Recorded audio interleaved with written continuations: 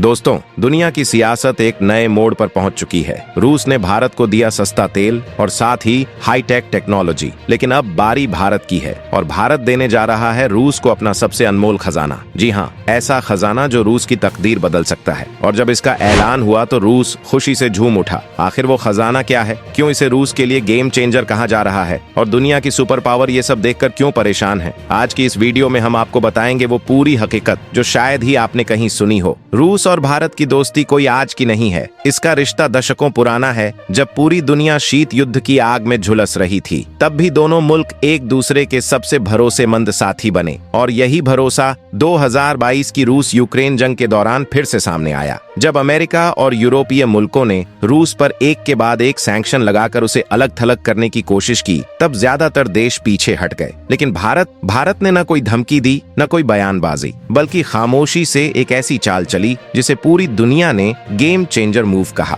भारत ने सीधे रूस के साथ सस्ते क्रूड ऑयल की डील की और इतना बड़ा सौदा किया कि जहां 2021 तक रूस से सिर्फ 2% तेल आयात होता था, वहीं 2023 तक यह आंकड़ा करीब 40% तक पहुंच गया। लेकिन ये कहानी सिर्फ सस्ते तेल की नहीं है, इसके पीछे है गहरी स्ट्रेटजी। इस साझेदारी से रूस को मिला एक भरोसेमंद मार्केट, जबकि भारत को सिर्फ तेल ही नहीं बल्कि advance military technology, nuclear energy projects और साइबर डिफेंस तक का रास्ता मिला। भारत ने रुपये रूबल ट्रेडिंग सिस्टम शुरू कर डॉलर की पकड़ को चुनौती दी और रूस को एक वैकल्पिक अर्थव्यवस्था दी। वहीं दूसरी तरफ भारत ने ये भी साबित किया कि वो सिर्फ ग्राहक नहीं बल्कि एक असली पार्टनर है। फार्मा, आईटी, इंजीनियरिंग गुड्स और ऑर्गेनिक प्रोडक्ट्स में भारत रूस को सपोर्ट दे रहा है। इन्फोसिस, सन फार्मा, टीसीएस जैसी भारतीय कंपनियां रूस में अपनी मौजूदगी मजबूत कर रही हैं। इसके अलावा सखालिन-1 जैसी एनर्जी प्रोजेक्ट्स में भारतीय हिस्सेदारी रूस भारत के रिश्ते को और गहराई दे रही है।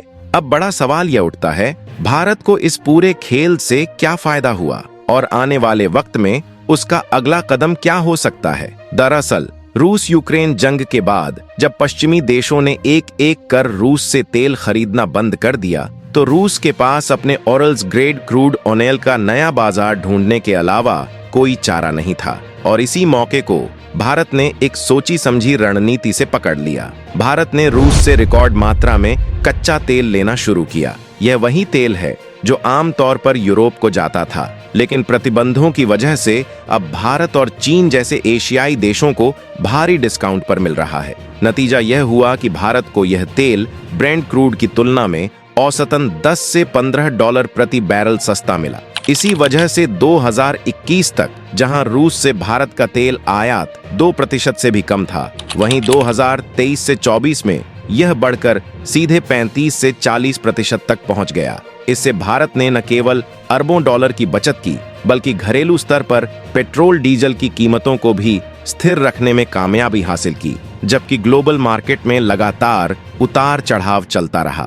भारत ने यहां भी खेल पलटा। उसने सिर्फ सस्ता क्रूड खरीदकर अपने लिए ऊर्जा सुरक्षा सुनिश्चित नहीं की, बल्कि उसे रिफाइन करके पेट्रोल और डीजल जैसे प्रोडक्ट्स के रूप में यूरोप और अफ्रीका तक एक्सपोर्ट किया। यानी भारत ने सिर्फ उपभोग नहीं किया, बल्कि वैश्विक सप्लायर बनकर अतिरिक्त विदेशी मुद्रा भी कमाई। लेकिन असली कहानी यहीं खत्म नहीं होती। रूस पर लगाए गए सैकड़ों प्रतिबंधों ने उसके बैंकिंग और फाइनेंशियल सिस्टम को लगभग तोड़ दिया। वीजा और मास्टर कार्ड ने रूस में काम बंद कर दिया। SWIFT नेटवर्क से उसे बाहर कर दिया गया। यानी रूस के लिए अंतरराष्ट्रीय लेन देन करना बेहद मुश्किल हो गया। इसी मौके पर भारत ने फिर से आगे बढ़कर एक बड़ा समाधान पेश किया डिजिटल फाइनेंस की दुनिया में।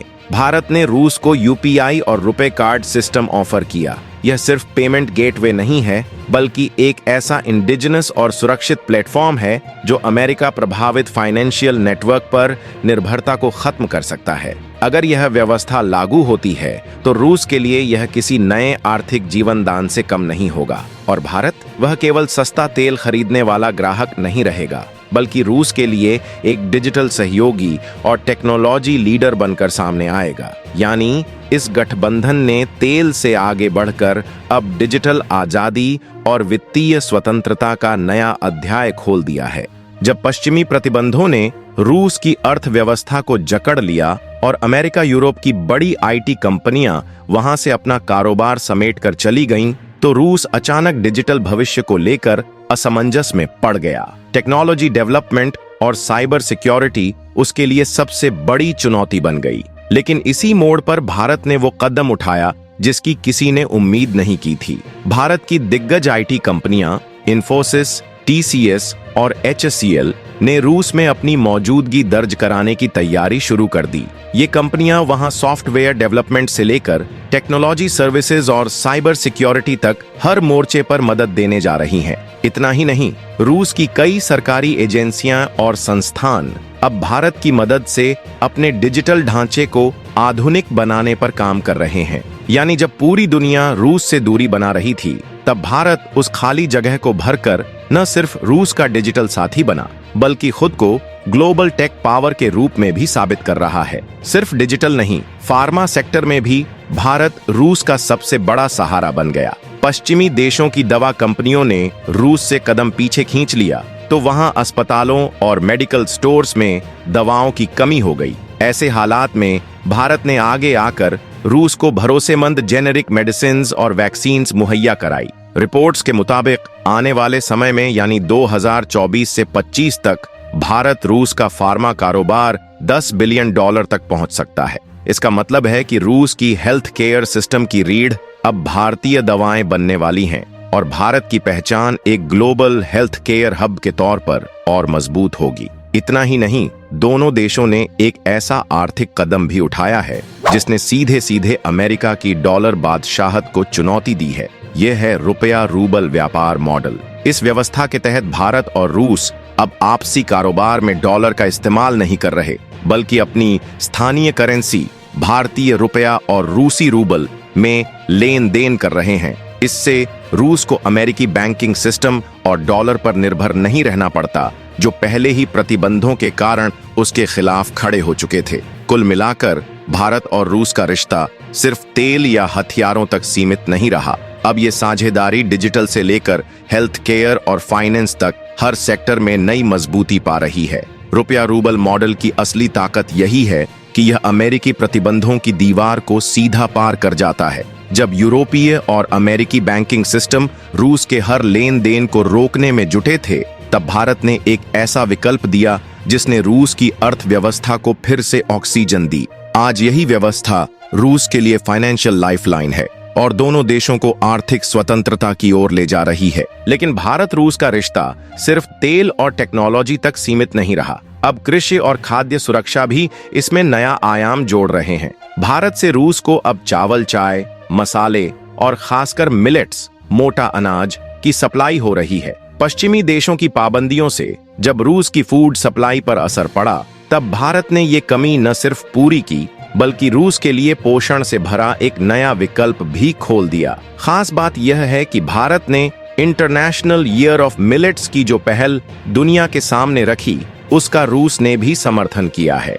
अब भारत सिर्फ मिलेट्स एक्सपोर्ट नहीं कर रहा, बल्कि रूस के साथ मिलकर एक मिलेट बेस्ड न्यूट्रिशन मॉडल तैयार करने पर काम कर रहा है। यह सिर्फ व्यापार नहीं, बल्कि सॉफ्ट डिप्लोमेसी का हिस्सा है, जो भारत को वैश्विक कृषि नेतृत्व की ओर ले जा रहा है। रक्षा क्षेत्र की बात करें तो साझेदारी और गहरी हो गई है। अब यह रिश्ता केवल हथियार खरीदने बेचने तक सीमित नहीं रहा, बल्कि भारत और रूस मिलकर तकनीक और हथियारों का को डेवलपमेंट कर रहे हैं। इससे भारत की सेल्फ रिलायंस बढ़ रही है और रूस को मिल रहा है एक भरोसेमंद साथी, ऐसे वक्त में जब पश्चिमी देश उसके खिलाफ प्रतिबंध लगाए बैठे हैं। यही नहीं, अंतरिक्ष क्षेत्र में भी भारत और रूस ने नई उड़ान भरी है। ISRO और रोसकॉस्मोस मिलकर सैटेलाइट लॉन्चेस और डीप स्पेस मिशंस में सहयोग कर रहे हैं। यानी भारत अब सिर्फ ग्राहक नहीं, बल्कि एक इनोवेटिव पार्टनर बन चुका है। और सबसे बड़ी बात, जब पूरी दुनिया रूस के खिलाफ खड़ी थी, भारत ने न तो कोई आक्रामक बयान दिया, न कोई राजनीतिक नारा, लेकिन हर बड़े मंच पर रूस को अकेला भी नहीं छोड़ा। यही शांत लेकिन मजबूत समर्थन रूस के लिए सबसे बड़ी ताकत बन गया। भारत की यह संतुलित लेकिन भरोसेमंद कूटनीति रूस के लिए केवल सहारा नहीं बनी, बल्कि एक ऐसा डिप्लोमेटिक दरवाजा बन गई जिससे नई संभावनाएं खुली। भारत ने साबित किया है कि जो देश खुद स्थिर रहना जानता है वही दूसरों को स्थिरता और विश्वास दे सकता है। यही वजह है कि आज भारत को सिर्फ एक ट्रेडिंग पार्टनर या डिफेंस पार्टनर नहीं, बल्कि नई विश्व व्यवस्था का संभावित नेतृत्वकर्ता माना जा रहा है। भारत ने रूस को सिर्फ मदद नहीं दी, बल्कि विकल्प दिए, और यहीं से दुनिया ने समझ लिया कि आने वाले समय में असली ग्लोबल पावर वही होगा जो खुद के लिए नहीं बल्कि दूसरों के लिए भी उम्मीद बन सके। तो दोस्तों, अगर आपको भी लगता है कि भारत सही दिशा में बढ़ रहा है और एक नई कहानी लिख रहा है, तो इस वीडियो को लाइक करना मत भूलना, अपने दोस्तों के साथ शेयर करो और चैनल को सब्सक्राइब कर लो ताकि अगली बार भी सबसे पहले असली खबर आपके पास पहुंचे। जय हिंद, जय भारत।